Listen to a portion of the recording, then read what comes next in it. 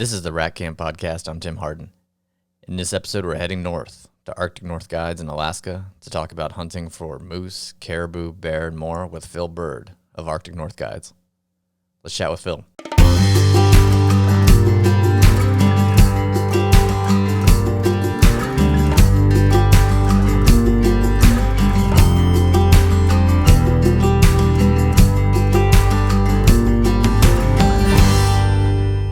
All right, we're here with Phil Byrd of Arctic North Guides. Welcome to the podcast. Good morning, Tim. So you're up in Alaska now, and you're getting ready for bear season. Where do you operate? So I have two federal concessions down on the Alaska Peninsula, upper and lower Ugashic Lake, which is about 70 miles south of King Salmon, about a quarter away down the Alaska Peninsula between King Salmon and Cold Bay. And what's that area like? I mean, the first time I went to Alaska, I went to the Tongass National Forest, which was completely unlike anything I'd ever seen from Alaska. And a lot of people who aren't as familiar with the state don't realize, how much diversity there is in the state. And so I felt like I was in Western Canada and kind of was. What's this region like geographically, with its terrain and so forth? Oh, so you have the Alaska Peninsula is obviously a big peninsula that breaks off Southwest Alaska, runs out to the Aleutian Islands. And as it goes southwest, it gets narrower and narrower. On the east side of the peninsula, you have the Pacific Ocean, and basically the mountains at that point kind of come pretty close down to the beach. Then going west, you have the mountains, and they pretty quickly, within 20-25 miles of the coast, it starts to change over and go to the Bering Sea side. And then there's a big coastal plain from the foothills of the mountains all the way out, 50 miles about where I am. That's just more or less flat all the way out to the Bering Sea. And the Pacific side, with the Japanese current that runs around Kodiak and the Shelikof Straits, stays a lot warmer than the Bering Sea side. You generally don't get a whole lot of snow there, especially at the lower elevations, the mountains, which are 3,000 to 6,000 feet, get a fair amount of snow. But at sea level, you don't get a whole lot of snow. And there's active volcanoes. Mount Chicanagik is just south of where I hunt. The old Aniak Jack volcano and crater is just south of there. And it's treeless. I think a lot of people have this vision of Alaska of mountains and a stream and big spruce trees and a cabin with a wood stove, and that's just not it. It's treeless. You lose your trees about the time you head south from King Salmon. There's some spruce trees there, but the further you go south, the less and less trees there are. And I attribute that to the wind. The wind really, really blows on the peninsula. Is kind of where weather is made. You have the Bering Sea and all that weather that comes out of Russia, and the Alaska Peninsula is pretty much the first place that it hits. So that the area we hunt is kind of rolling hills, is tucked up against the Bering Sea side of the mountains, and but it's rolling hills, and it's pretty moderate, climate during hunting season. I tell everybody in the spring to be prepared for weather from the 30s to the 70s.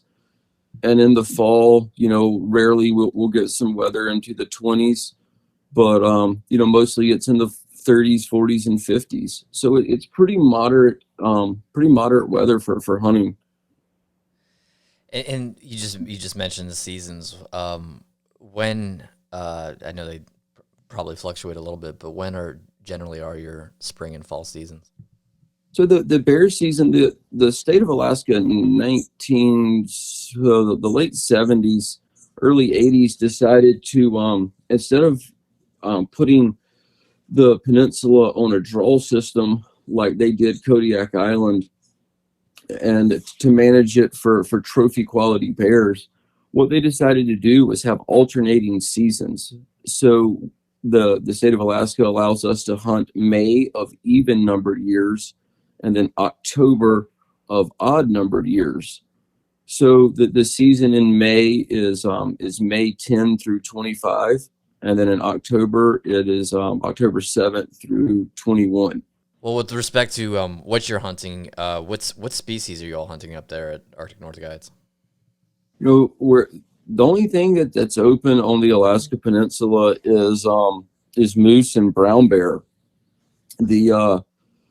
The moose season's in the fall, you know, September 10 through 25. But you know, we used to the Alaska Peninsula is really famous for its giant caribou, but they had a big die off in the late 90s, and they just they haven't come back to quite huntable numbers yet. The peninsula, they kind of broke it into two different herds, the northern peninsula herd and the southern peninsula herd, and the state was able to do some intense predator management on the southern peninsula herd during the calving season because of where the caribou were calving. They were calving on state land and not federal land, and so they didn't have to get permission from the feds to do predator management.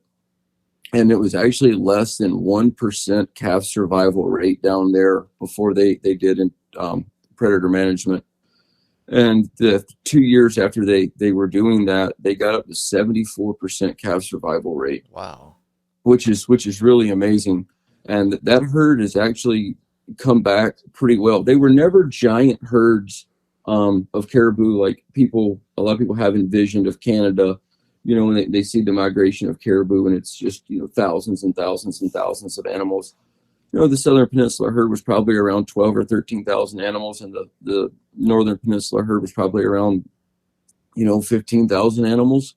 But the genetics in both the southern and northern peninsula herd were just phenomenal for trophy quality. And they're a lot bigger than a lot of caribou in the, you know, say the northern part of Alaska on the north slope of the Brooks Range, or even out in western Alaska, where the Mulchatna herd is. They're just body wise, just a really, really big animal, you know, 600-700 pounds. Where the ones that we were hunting up on the north slope, you know, were I'd say they're 350 pounds. You know, you could get a whole caribou, all the meat and cape and antlers in a pack, and it was a good pack, but you could get it all back in one trip, and you're definitely not doing that with these animals. So they are making a good rebound. They've opened it up to some resident hunting. So I'm very hopeful that in the near future, we'll be able to offer, you know, some specialized caribou hunts. What caused the die off? You know, they say that the Naknek River and king salmon, they said that the Mulchatna herd never migrated south of the river, and the northern peninsula herd never migrated north of the river. And they say one year that a bunch of caribou came across the river and went north with Mulchatna herd. That's what the locals say. Caribou are very cyclic animals anyway. If you look back in time at all the caribou herds, they are up and down. And I you know, there was some disease, there was some hunting pressure issue. So there was just a lot of things that contributed to, you know, to the downfall, the down cycle of the caribou in this last cycle. And the wolves definitely, and bears, I think are pretty tough on them. They don't, you know, they don't do real well with the wolves. The wolves are really tough on the caribou calves in the spring. And that's why they were able to control the southern peninsula herd. and not the Northern Peninsula herd. So that's a big deal. And I mean, less people are trapping, so there's more predators. Right. What do you and what about the differences in the body mass? You know, I don't want to say it's a subspecies of caribou. I don't think that's it. I think the climate's warmer. It kind of goes into the same thing with the bears.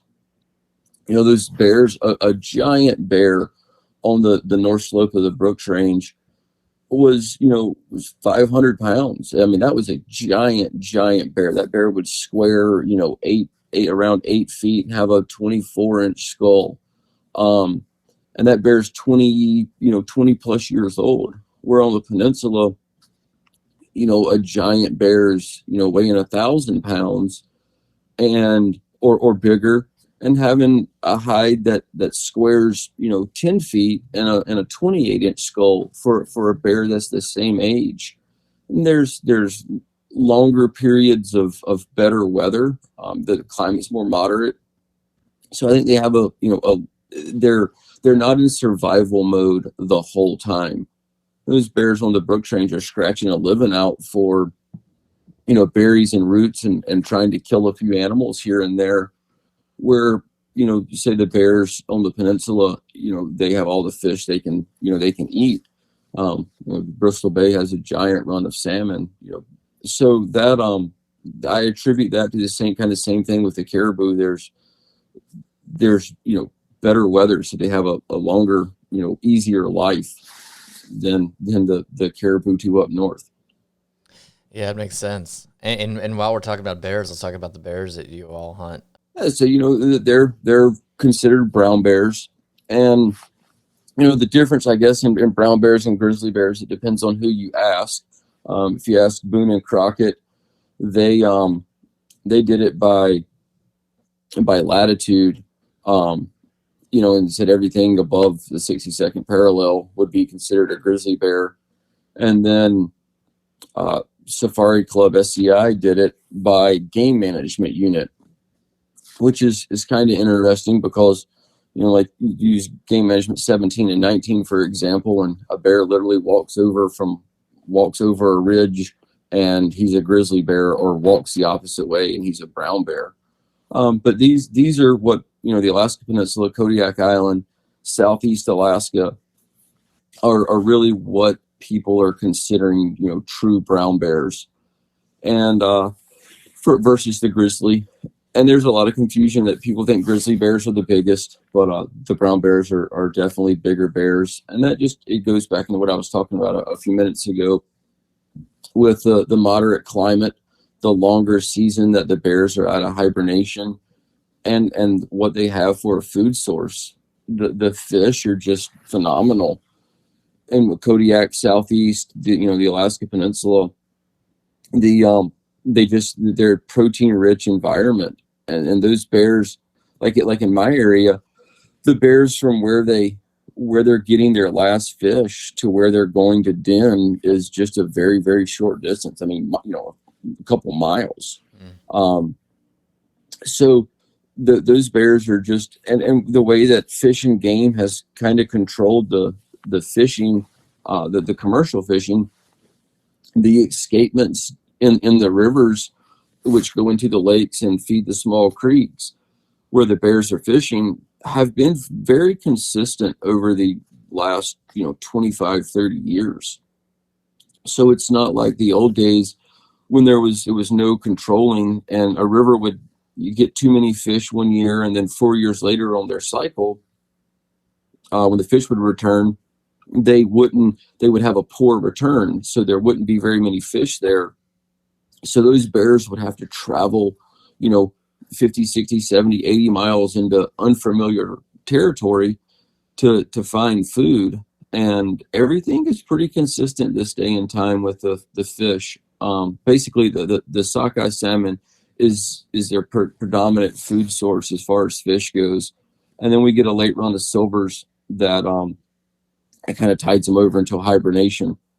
But it's just the sockeyes have been very, very consistent, and they stay in the creeks from late July all the way into October.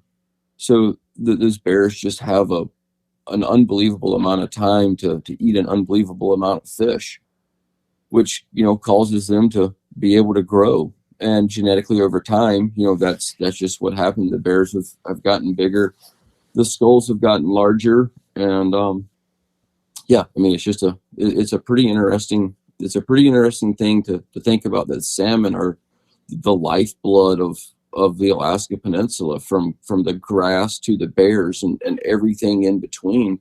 It is all about the salmon. Mm, yeah. Um, well, one of the animals I have highest on my bucket list are moose. So let's hear about these moose. I'm pretty excited to hear about the moose you're hunting.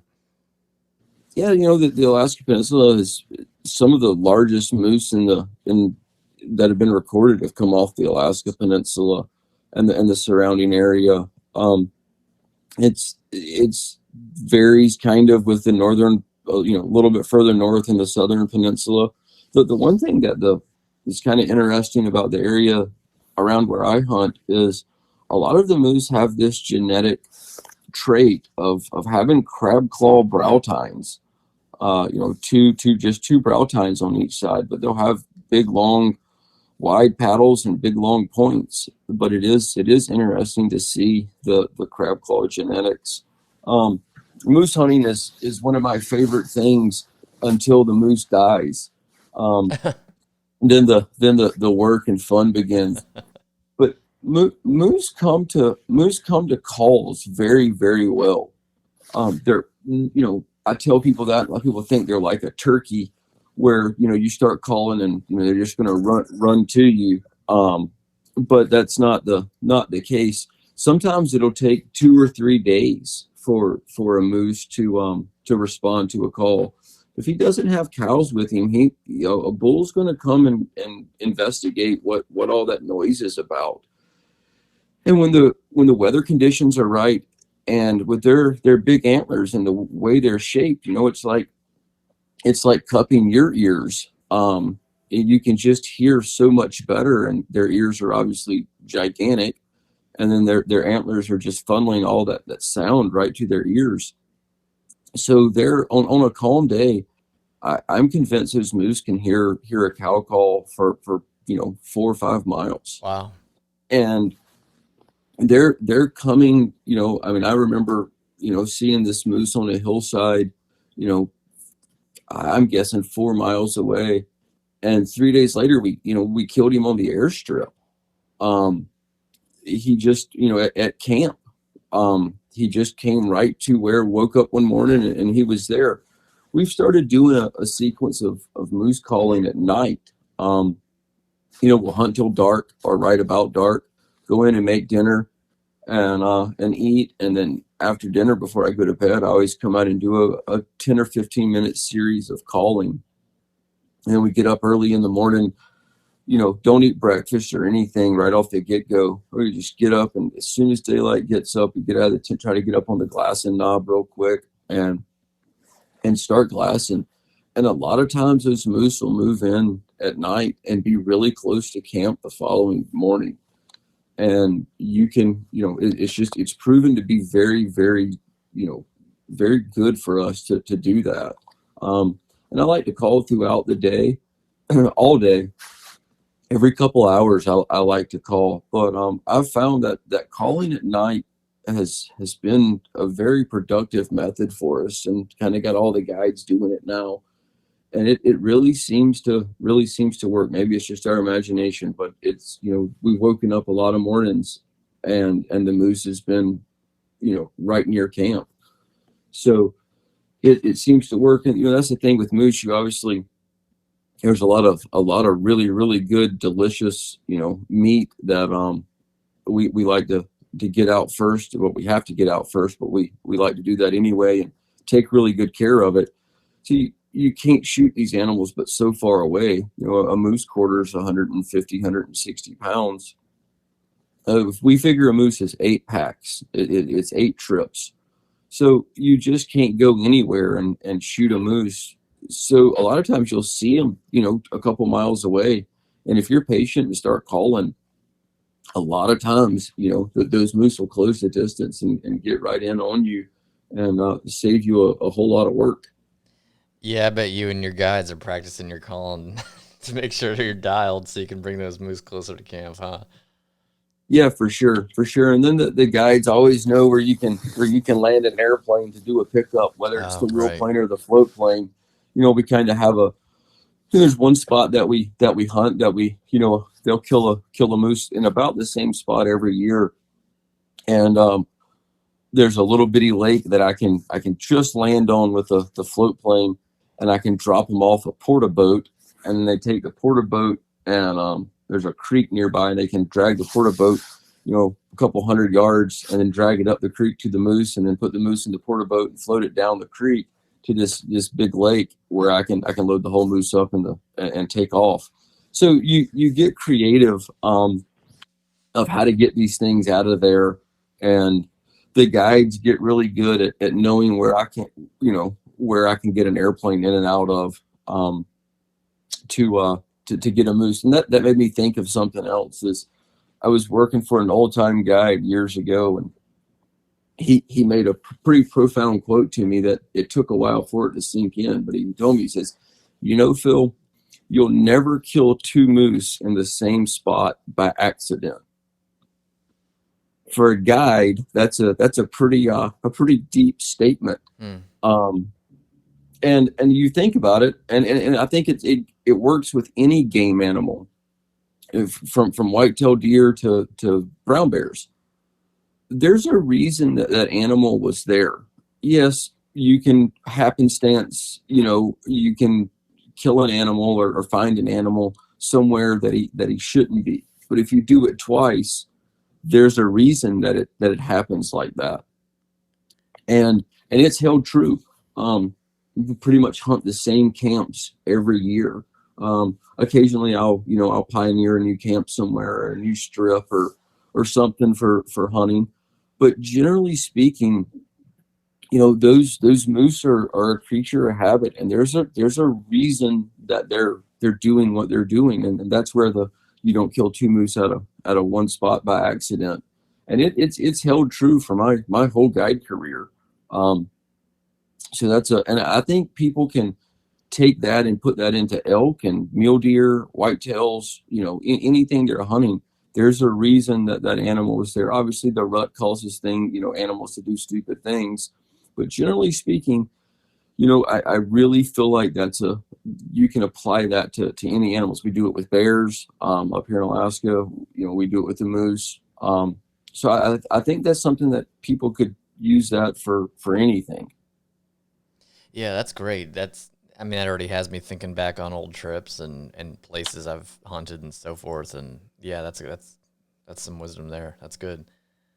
So I'm sure it varies between seasons and species, or maybe it doesn't. But maybe there's shared characteristics that um, among different hunts. But what would a normal hunt day be like with you? Well, yeah, I mean, it definitely does vary from species and time of year. Obviously, the spring, we'll have 18 hours of daylight during the spring hunt, and I feel like during the spring you could see a huntable bear um, at any time during the day.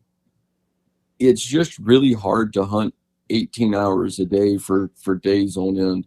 So you pick out what's your favorite time to hunt, whether it be morning or afternoon. And I feel like personally I've killed more bears, seen more bears in the afternoon than I have in the morning, in the spring.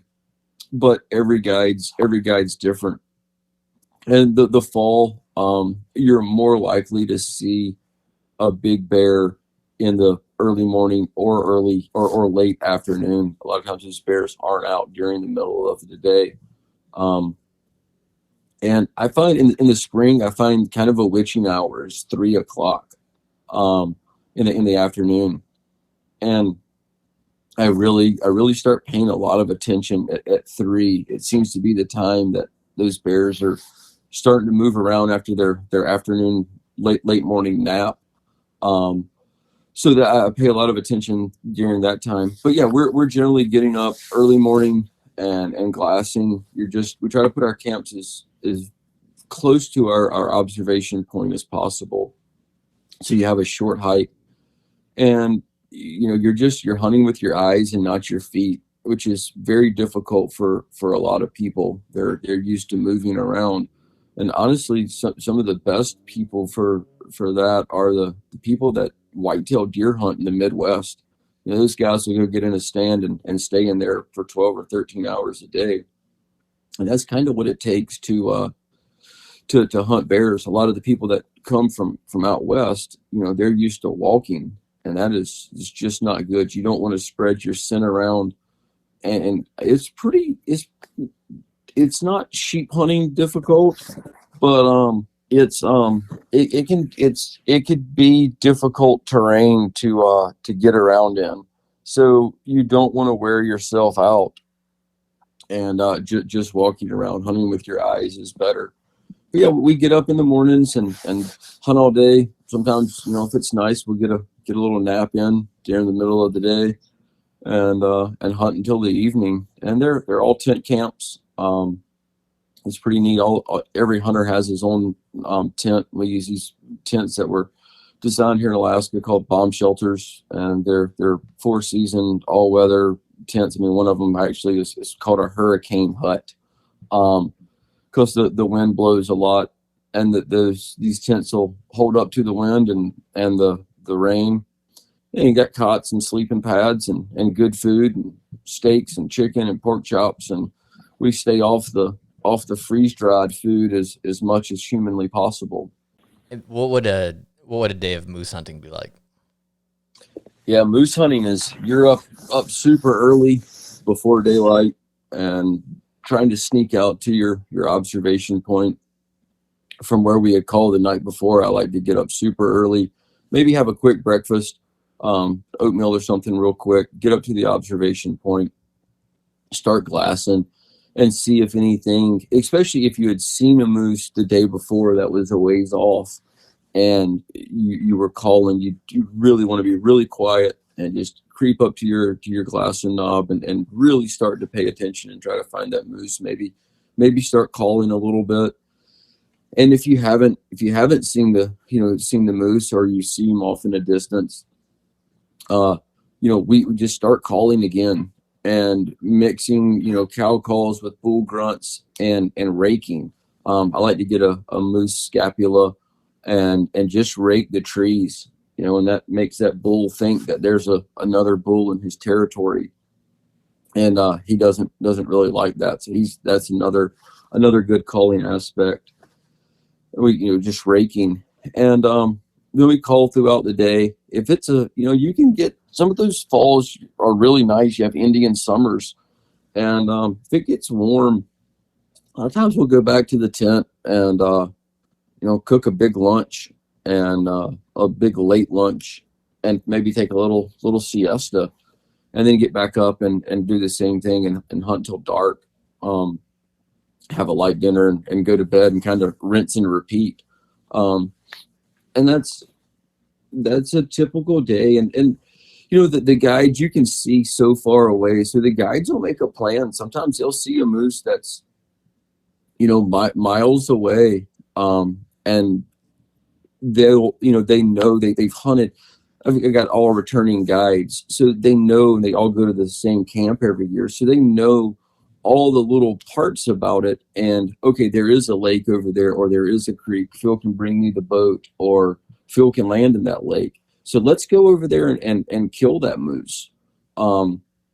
He obviously doesn't seem to want to come to us, or he's got, a handful of cows with him and he doesn't want to leave. So let's go over there. Let's do different things. And that's the great thing about hunting the same camp, knowing the area very well, is, okay, we go, there's a creek right by where that moose is, and we can get the boat up there, or we can get a raft in there, and we can raft out to the big lake, or Phil can land in the river. So that's a very positive thing about the hunting here. But yeah, your days they're long. I mean, even in the fall, they're long days. You know, you're up at 5, 6, and you know you're hunting until 8 or 9. Um, they're long days of glassing and calling. And moose will move around a little bit to different spots where you can see different, you know, in different creeks or different little valleys. They're not Moose are not nearly as scent sensitive as bears are, so it's not as it's not as bad to walk around on a moose hunt a little bit as it is on a bear hunt. With you know, there's nothing worse than not being prepared for a hunt. And so for those who are preparing to come hunt with you for any of these animals, how do you recommend they prepare themselves physically? Well, I think actually the very question I get asked a lot, you know, what's your success rate? And I say, well, you know, we have in the 90s, and it varies a little bit. But then the next question I often get asked is, what's the reason that, you know, hunters are unsuccessful? And there's just, I mean, unfortunately, just everybody's just not going to be successful. We're hunting wild animals. But I tell everybody that most unsuccessful people come unmentally prepared. And I think that is actually the bigger is a way more important thing than being physically prepared. If you are mentally prepared for the hunt, then you can overcome the physical part of it. But if you're physically prepared for it, you can't overcome the mental part of it. And That's good. and I think that goes with any hunt. Obviously, help, you know, having the right gear is helps with the mental part because you're not miserable the whole time. Um, but being mentally prepared to stay there and hunt hard the entire 10 days. You know, we had a spring season where we killed, matter of fact, the last spring season we hunted in 18, I guess it would be. Yeah, in 18. Last year threw me off with the season being closed for COVID. But yeah, in 18, we had 7 hunters, and we killed 5 bears on the first day of 5 of the hunters' hunts. Mm. One on the second day, and one on the 13th day of the guy's 10-day hunt. And that's just sheer luck. I take it back. One was on the second day. We didn't have that many on the first day. We had one on the second day. But you have to mentally be prepared to be there and stick it out. And then you have to be prepared to go the distance once you find the animal you need to, you know, that you want to go after. You have to physically be at that point able to do it, but mentally you just have to push yourself to go and do it. So there's, you know, like that's the thing with food. I don't do freeze dried food because I think that's a huge mental thing for a hunter. Is like, man, I just can't go back to camp and eat another mountain house tonight.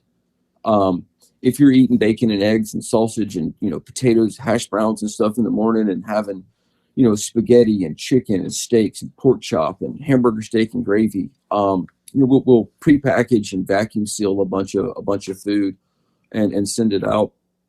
But I definitely think that helps with a guy's mental ability to stay there and hunt. Clothing is obviously, I've kind of have a pretty detailed packing list that I've come up with over the years. And man, has clothing changed so much since when I started, you know, guiding. There was very little synthetic clothing made that was geared towards hunting. There was some mountain climbing gear and things like that, but it was brutally expensive. But when we hunted in wool pants and rubber boots and, you know, rubber rain jackets, and it was heavy. You were going to get wet either from the, you know, we always joked about rain gear, did you want to get wet from the inside out or the outside in? Yeah. If you wanted to get wet from the outside in, go get some Cabela's rain gear. You could walk in it and not sweat, but if it rains, you were going to get wet. But if you wanted to get wet from the inside out, go get some Healy Hansen or some Grundens, and you would stay dry from the rain. But if you moved, you were going to sweat. So Yeah. that was kind of our joke. But now with, I mean, QU and Sitka and First Light and all these different companies have, man, it's really changed, and I've fought it for a long time, especially because they just when they first came out, they didn't make solid colors. It was all camo, and I have this thing about wearing camouflage. So I guess that's one reason that I fought it as hard as I did. But once I bought into it and went down the road of the system is really what it is, and it starts at the base layer and goes all the way out through your insulating layers and then your rain gear and everything else. And it's a pretty amazing thing. And I tell the people that it's like, hey, I have no dog in the Sitka or QU fight. I think both of them are great. Just pick which one fits best for you and what you like, but get the whole deal from the inside out, and it really does work. I still carry a Healy Hansen and Protect rain jacket with me in my pack for those crummy days of sitting on the hill. You put that on and it definitely beats the wind off of you, and it insulates you really well. And but the as far as everyday stuff, man, any of the new modern hunting systems are pretty phenomenal. For footwear, we're kind of stuck. We're using a float plane for most of our hunts, so you're either in hip boots or waist high Gore-Tex waders, and it's a 50-50 fight with the guides of what they wear. Half of them are doing the hip, old lacrosse hip boots, and half of them are doing waist high waders. And I would say the same thing with the clients. Um, I'm a waist high wader guy myself. I do wear the hip boots when I'm flying the airplane just because they're easy on and easy off. But for hunting, I'm in the waist high waders. They're nice. You don't have to wear, it's just one less thing you got to carry with you. You don't have to carry rain pants with you because you got obviously have the waders on. I like the boots. For me, are having lace up boots is a really big deal. And I guess I'm in guiding fishing. I'm in those waders hundreds of days a year. So I guess it's second nature for me to be in those versus hip boots. It's a personal preference, but unfortunately you're going to be in waders or hip boots pretty much every day. Um, Binoculars are one of the things that I would spend a lot of money on. You can't kill it if you can't see it. And cheap binoculars fog up and make your head hurt from a day of sitting behind your glass. And you're going to be behind glass all day. I personally am a 10 power binocular fan. I like a pair of 10 by 50s for bear hunting. People differ and talk to different guides, and you can get in caliber scopes and binoculars are things that you can really nobody can really agree on. But I just like them because you have a bigger field of view, and I think the 10 power, or anything above the 10 power, I feel like you can't hold steady enough without putting them on a tripod or something like that. So that's why I stick with 10 powers. But 8 power, 7 power, any of that stuff is good. I mean, really quality glass, Swarovski, Zeiss, um, Leica, any of that good glass is really good. And binoculars are a great lifelong investment. You spend a couple $1,000 on a nice pair of binoculars, they have a lifetime warranty on them, and your kids will be using them, and their kids will be using them, and it makes the hunt so much more enjoyable. I had a guy that years ago refused to buy a nice pair of binoculars, and he had some cheap stuff, and he just always kept asking to see my binoculars, and he's like, I can just see so much better with these. So, we were losing 50% of our time behind the glass because he didn't have his binoculars. So I think that's a very important thing for an Alaska hunt. Also, we can get into rifles. Um, I I'm kind of a rifle nerd geek a little bit, but I don't get over bound up with it. You get some of these guides, and they're going to tell you that you can't come unless you're shooting a 375 or bigger. I'd rather a guy show up with an old beat up 30-06 that he's killed, every other animal with, loaded with some 200 grain nozzle partitions or Barnes triple shocks or Swift A frames, and he knew what he was doing with that rifle. I'd rather him have that than show up with a brand new 416 that he's shot 3 times and he's scared to death of. Right. So I'm not. I guess I'm more of a bullet guy than I am a caliber guy. Um, Big fan of the Swift A frame. That I don't endorse many things. But I'm a really, really, really true believer in the Swift A frame for your 300, 338, 375, and bigger calibers. If you're trying to do something with a smaller caliber, say a 30-06 or even a 7 mm or 280, 270 for moose, that triple shock is a pretty amazing bullet for doing things with smaller caliber rifles. And most of our shots are really close. I like to keep our bear shots under 100 yards and moose under 200 yards. So we're not stretching out shooting across the canyon or anything like that. So I just think bring a rifle that you're very comfortable with, and what you're doing with it. You're handy with the rifle. You know how it works. You know how to take it apart. You know how to clean it. The only thing that I'm not into semi-automatic rifles or any of the semi-automatic rifles or pump rifles. Even you get those guys from the Northeast, and they always seem to have a pump rifle or a semi-automatic rifle, and you can't you can't load a round into the chamber without making a whole lot of noise, and we're not walking around with loaded weapons. So I just find that to not be I find it to be a safety issue. Any good bolt action rifle, single shot rifle, I think is perfectly adequate.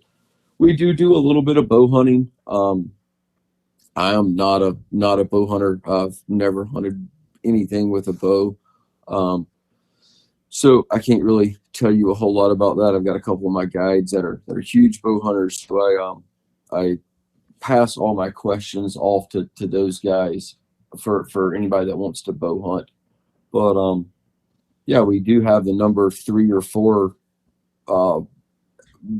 SCI muzzle loader brown bear record for what that's worth. But yeah, so we've hunted with muzzle loaders, bows, rifles. And we have really good bow hunting in the fall when the fish are or when the bears are on the fish in the streams. We have really, really good opportunities for bow hunting there. So that's kind of my little quick deal on gear. No, that's great. Did you going back to something you said earlier? I've had on my mind since you said it. Is your position on camo? Are you anti-camo personally? No, I'm not anti-camo. I don't know what I have with camo. It's like you see these guys walking around at the gas station with their camo jacket on, or like at a sports show, you're like at Dallas Safari Club, the guy's walking by and he's like full decked out in his Sitka gear. And you're like, well, you're at a hunting convention, man. We know you hunt. You don't need to prove that to us. I just don't think camo is that important. In this aspect of what we're doing. And it's, with like, I remember I have a guy that asked me if he came on a moose hunt. And he was like, "Well, what color camo pattern, do I need to bring?" And I was like, "I don't know, September 12th." Because on September 5th it's going to be green, Yeah. and then sometime between September 5th and the 10th it's going to go to yellow, and then it's going to orange and red. So like if you're moving in this world, now I get it in lots of other things, it does play a large role.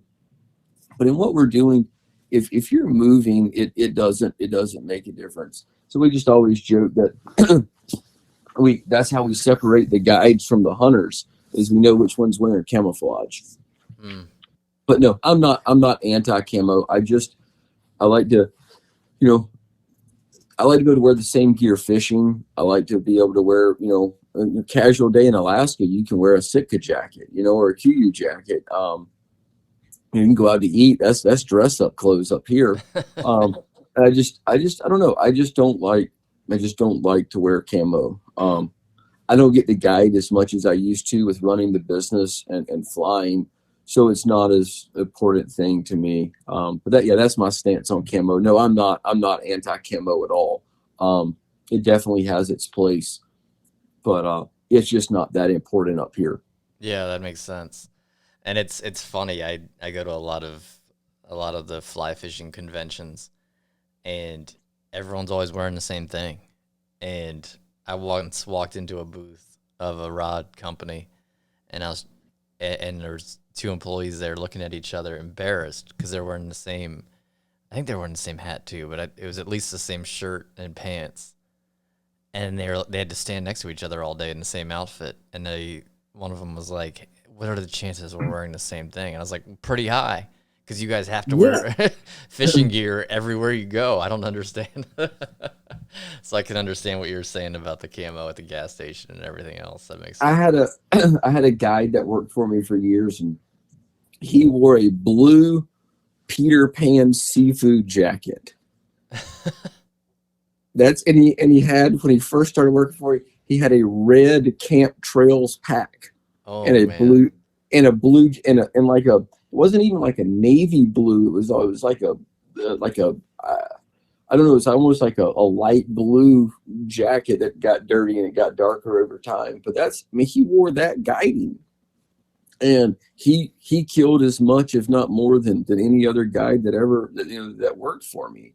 So that just goes to prove, you don't you don't need that stuff. I mean, look back at all the old pictures from everybody hunted in plaid and everything else, and I mean, it is what it is. But no, I mean, it definitely has its place in certain situations. I just don't think here is that place. That makes sense. Well, speaking of here, what are the accommodations like at Arctic North Guides? So we have a base camp that's really nice. It's got private cabins and running water and hot showers and all that good stuff.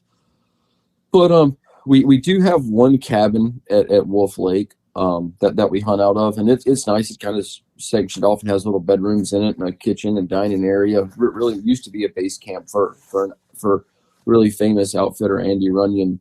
Um, but so that's the only cabin that we have, and we're located in a national wildlife refuge where we're hunting. So we're not allowed to build any cabins or any permanent structures. Everything's kind of a leave no trace camping practices. So it's tent camping, but they're nice big tents. You can stand up in them. You have cot, sleeping pad, heaters in the fall if you need them, and you have your own tent. The guide sleeps in another tent and cooks in his tent. Um, so it's as nice of accommodations as we can make it for what we're allowed to have in the refuge. Um, and I think everybody's pretty happy with it. You do get some people that are just completely anti-tent. They're just not going to stay in a tent. So we have the cabin option for them. And but yeah, there is kind of most everything on the Alaska Peninsula is basically the same. Every outfitter is pretty much using the same tents and doing the same thing. Most of it's in the refuge, and the way the wind blows and the weather is, you're kind of stuck to using these same tents and doing the same thing. Well, very cool. Well, for folks who want to learn more, I'd recommend checking out the Arctic North Guides on social media and at arcticnorthguides.com. Phil, I appreciate the conversation. This is pretty exciting. Sounds like a dream. Well, Tim, maybe we can get you up here one day and go hunting. If I keep looking at these pictures online, it's going to be unavoidable. Well, thanks very much, and good to have you on. Yep. Thank you very much. I enjoyed it.